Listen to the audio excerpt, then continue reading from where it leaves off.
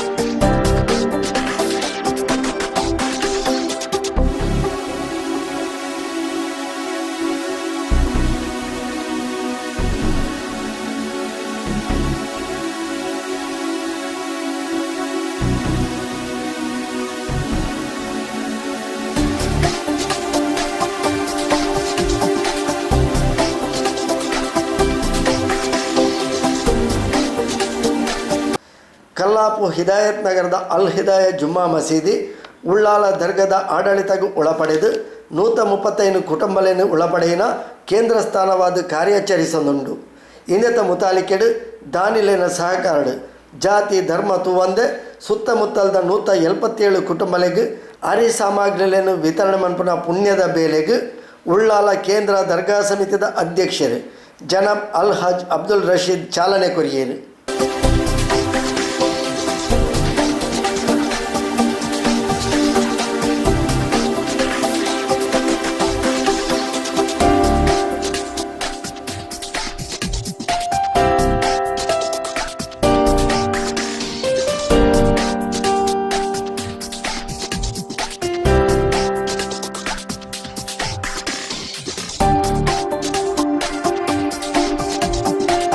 Corona virus ದಾತ್ರ ಜಗತ್ತದ ಶ್ರೀಮಂತ ರಾಷ್ಟ್ರಲೆ ತರತಗ್ಗಾವಲೆಕ ಆತನು and ನಮ್ಮ ಭಾರತಡು ಸೂಕ್ತ ಪೊರ್ತುಡೆ ಕೇಂದ್ರ ಸರ್ಕಾರ ಲಾಕ್ಡೌನ್ ಘೋಷಣೆ ಮಲ್ತದು ಜನಕುಲ್ನ ಜೀವ ಒರಿಪುನ ಬೇಲೆಗೆ ದುಂಬಾತನು ಜನಕುಲ್ನ ಮಲ್ಲ ಪ್ರಮಾಣಡು ಇದಕ್ಕೆ ಸಹಕಾರ ಕೊರನೆರ್ದಾತ್ರ ಮೂಲು ಅಪಾಯದ ಪ್ರಮಾಣ ಜಿಂಜ ಕಡಿಮೆ ಉಂಡು ಆಂಡ ಈ ಪೊರ್ತುಡು ಬೆಂದದು ತಿನ್ಪುನ ಕೈಕ್ ಬೇಲೆ ಇಜ್ಜಂದಿಲೆಕ ಆತನು ಜನಕುಲು ತೊಂದರೆಡು ಉಲ್ಲೇರು ಇಂದೇನು ತೂದು ಅಲ್ ಹಿದಾಯ ಮಸೀದಿದಕಲು 4 ದಾನಿಲೆನ ಸಹಕಾರಡು ಒವೇ ಜಾತಿ ಧರ್ಮನು ತೂವಂದೆ ಬಂಗಡು ಉಪ್ಪುನ 177 ಕುಟುಂಬಲೆಗ್ ಅರಿ ದಿನ ಬಳಕೆದ ಸಾಮಗ್ರಿಲೆಯನ್ನು ಕೊರೊಂದುಪ್ಪುಣವು ಮಲ್ಲ ಪುಣ್ಯದ ಬೇಲೆ ಪಂಡದ ತೆರಿಪಾಯಿನ ದರ್ಗಾ ಸಮಿತಿದ ಅಧ್ಯಕ್ಷರು ಜನಾಬ್ ಅಲ್ ಹಜ್ ಅಬ್ದುಲ್ ರಶೀದ್ ಕೊರೋನಾ ಮಹಾಮಾರಿ ಆಯ್ನಾತು ಬೇಗ ಜಗತ್ತಿರದೆ ನಾಶ ಆವಡು ನಮ್ಮ ಮಾತಾ ಇದತ್ತ ವಿರುದ್ಧದ ಹೋರಾಟಕ್ಕೆ ಸಹಕಾರ ಕೊರ್ಕ ಬಂಡದ ತೆರಿಪಾಯಿರು.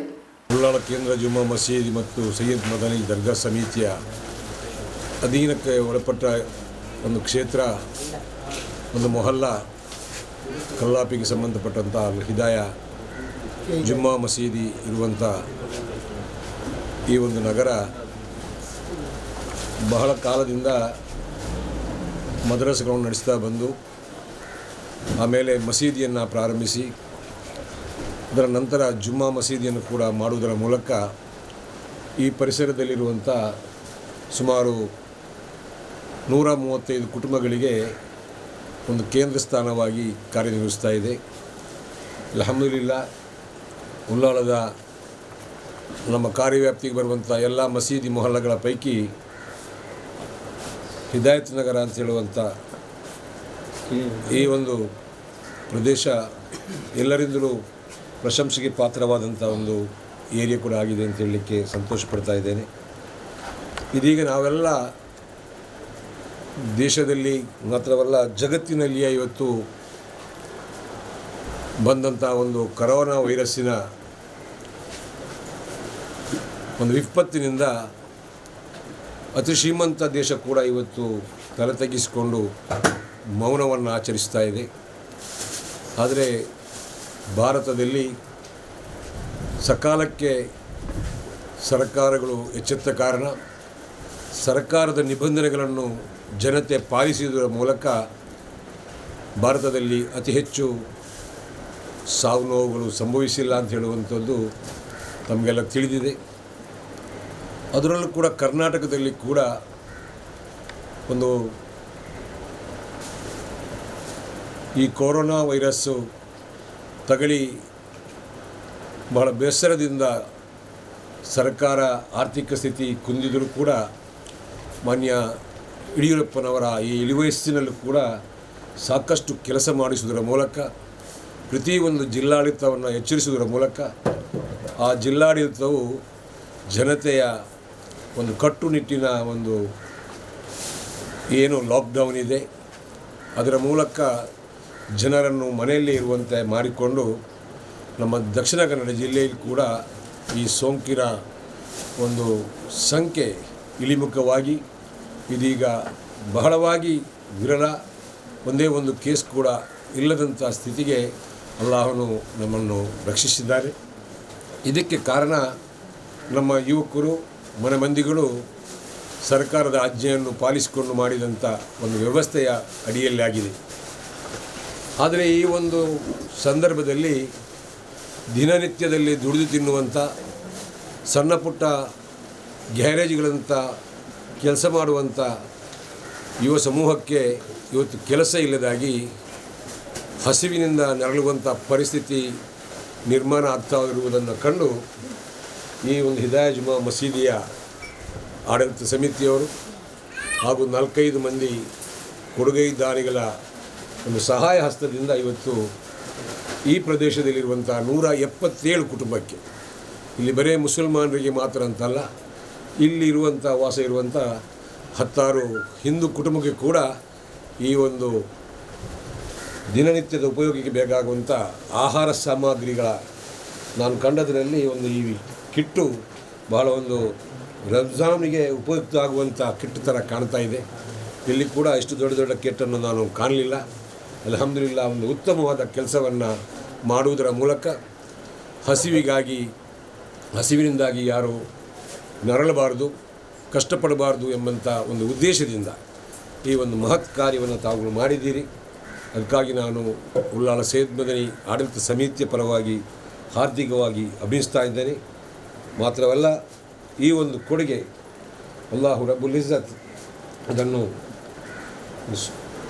ಒಂದು ದೊಡ್ಡ ಪ್ರಮಾಣದ ಅಮಲಾಗಿ ಸ್ವೀಕರಿಸಿಕೊಂಡು ಇದರ ಒಂದು ಅನುಗ್ರಹ ತಮ್ಮೆಲ್ಲರಿಗೂ ಅಲ್ಲಾಹು ನೀಡಲಿ ಅಂತೇಳಿ ಹಾರೈಸಿ ನನ್ನ ಮಾತನ್ನು ಮುಗಿಸ್ತಾ ಇದ್ದೇನೆ.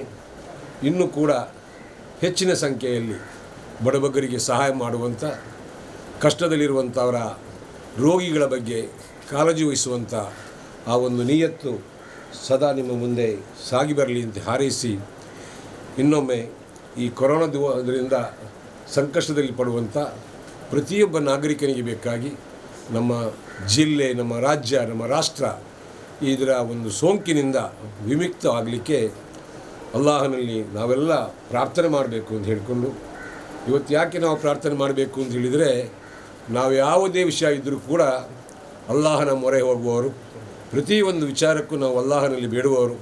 ಅದು ನಮ್ಮ ಕೇಂದ್ರ ಸ್ಥಾನ ಮಸೀದಿಯಾಗಿರ್ತದೆ.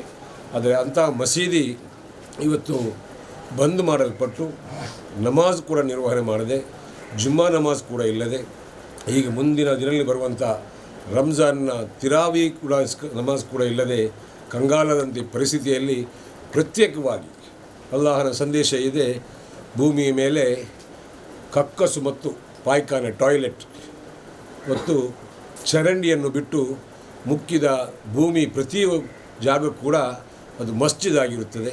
ಆದ್ದರಿಂದ ಮನೆಯಲ್ಲಿ ನಮಾಜು ಮಾಡಿದರೂ ಕೂಡ ಅದರ ಪ್ರತಿಫಲ ಖಂಡಿತವಾಗಿಯೂ ಇದೆ. ಆದ್ದರಿಂದ ಯಾರೂ ಕೂಡ ಅದರಲ್ಲಿ ಬೇಸರ ವ್ಯಕ್ತಪಡಿಸದೆ ಮನೆಯಲ್ಲಿ ಆ ನಮಾಜಿನ ಪ್ರಾರ್ಥನೆಯನ್ನು ಮಾಡಿಕೊಂಡು ಈ ದೇಶದ ಅನಾಹುತಕ್ಕೆ ಪ್ರಾರ್ಥನೆ ಮಾಡಬೇಕು ಎಂದು ಕೇಳಿ, ಮಗದೊಮ್ಮೆ ತಮ್ಮ ಇಂಥ ಒಂದು ಕಿಟ್ಟು ಕೊಡುವಂಥ ಉದ್ದೇಶ ಅಲ್ಲಾಹು ಒಂದು ಉತ್ತಮವಾದ ಅನುಗ್ರಹದ ಕೆಲಸವನ್ನಾಗಿ ಮಾಡಲಿ ಅಂತ ಹಾರೈಸಿ ನನ್ನ ಮಾತನ್ನು ಮುಗಿಸ್ತೇನೆ. ಅಸ್ಸಲಾಮು ಅಲೈಕುಂ ವರಹಮತುಲ್ಲಾಹಿ ವಬರಕಾತು. ಅಲ್ ಹಿದಾಯ ಮಸೀದಿದ ಉಸ್ತಾದರ್ ದುವಾ ನಡಪಾಯರು. روح نبينا وحبيبنا شفينا محمد صلى الله عليه وسلم الفاتحة. أعوذ بالله من الشيطان الرجيم. بسم الله الرحمن الرحيم. الحمد لله رب العالمين الرحمن الرحيم مالك يوم الدين. إياك نعبد وإياك نستعين. اهدنا الصراط المستقيم صراط الذين أنعمت عليهم غير المغضوب عليهم ولا الضالين آمين. بسم الله الرحمن الرحيم. قل هو الله أحد الله الصمد لم يلد ولم يولد ولم يكن له كفوا أحد. بسم الله الرحمن الرحيم. قل هو الله أحد الله الصمد لم يلد ولم يولد ولم يكن له كفوا أحد.